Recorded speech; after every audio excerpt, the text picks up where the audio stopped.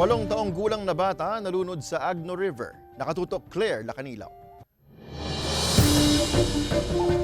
Hindi na matutupad ang pangarap na maging pulis ni Josel John Rigor, 8 taong gulang, matapos malunod sa Agno River sa Barangay Lawak, Alcala, Pangasinan. Sa isang video, may kita ang retrieval operation sa katawan ng bata. Tumagal ng 3 oras ang operasyon bago natagpuan. Gayunman, dinala pa rin sa ospital ang bata, ngunit idineklara siyang dead on arrival. Kasama niya itong mga 3 pinsan niya, mama. Kasama itong 3 pinsan niya na painumin sana yung baka na dala-dala nilang baka sa may Agno River.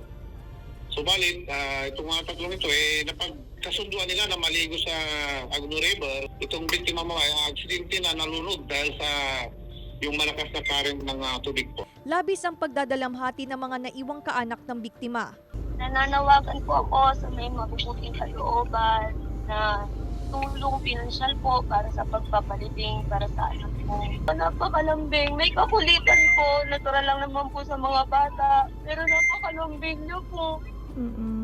Mabait po siya na bata malambing. Patuloy ang paalala ng pulisya sa mga magulang na bantayan mabuti ang kanilang mga anak at huwag hayaang maligo sa ilog upang makaiwas sa kahalintulad na insidente.